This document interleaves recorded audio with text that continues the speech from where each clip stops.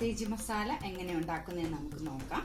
ചപ്പാത്തിക്ക് നല്ലൊരു ടേസ്റ്റാണ്. ചപ്പാത്തിക്ക് കറിയായിട്ട്, സൈഡ് ഡിഷായിട്ടോ കറിയായിട്ടോ ഒക്കെ ഇത് ഉപയോഗിക്കാം. ആദ്യം തന്നെ ചൂടായ പാത്രത്തിലേക്ക് എണ്ണ ഒഴിക്കാം. എണ്ണ ചൂടാകുമ്പോൾ അതിലേക്ക് ചതച്ചു വെച്ചിരിക്കുന്ന വെളുത്തുള്ളി ചേർക്കാം.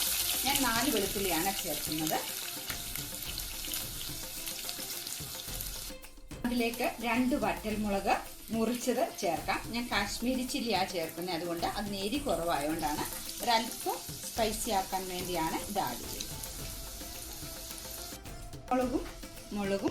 വറ്റൽമുളകും വെളുത്തുള്ളിയും മൂത്ത് കഴിയുമ്പോൾ അതിലേക്ക് 1 സ്പൂൺ കാശ്മീരി ചില്ലി നമുക്ക് ചേർക്കാം.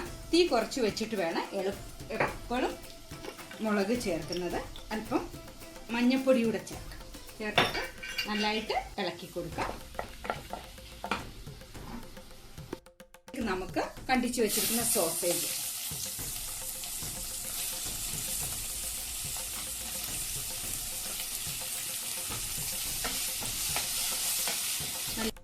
നല്ലപോലെ സോസേജ് ഇളക്കി കൊടുക്കാം. ആവശ്യത്തിന് ഉപ്പ് ചേർക്കാം. വീണ്ടും ഇളക്കി കൊടുക്കാം. അല്പം കുരുമുളക് പൊടി പൊടിച്ചതാണ്. അതിലേക്ക് അല്പം ഗരം മസാല പൊടിച്ചത് ഇട്ട് കൊടുക്കാം. സോസേജ് കുക്കാവുമ്പോൾ നമുക്ക് അതിലേക്ക് അരിഞ്ഞു വെച്ചിരിക്കുന്ന ഒണിയൻ ഇട്ട് നല്ലപോലെ ഇളക്കി കൊടുക്കാം.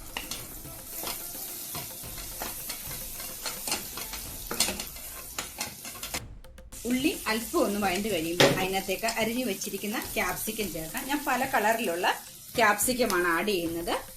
ഇതെല്ലാം ഓപ്ഷനിലാണ്. വേണമെങ്കിൽ പച്ച കളർ മാത്രമുള്ളത് ചേർക്കാം. ഇത് റെഡും യെല്ലോയും ഗ്രീനും കൂടാണ് ആഡ് ചെയ്യുന്നത്.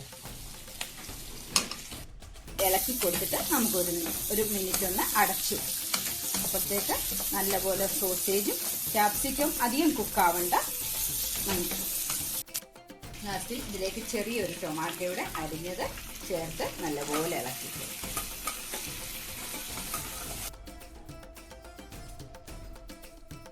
ഫൈനൽ ലുക്ക് എല്ലാവരും ട്രൈ ചെയ്ത് നോക്കിയിട്ട് അഭിപ്രായം അറിയിക്കണം. Thank you.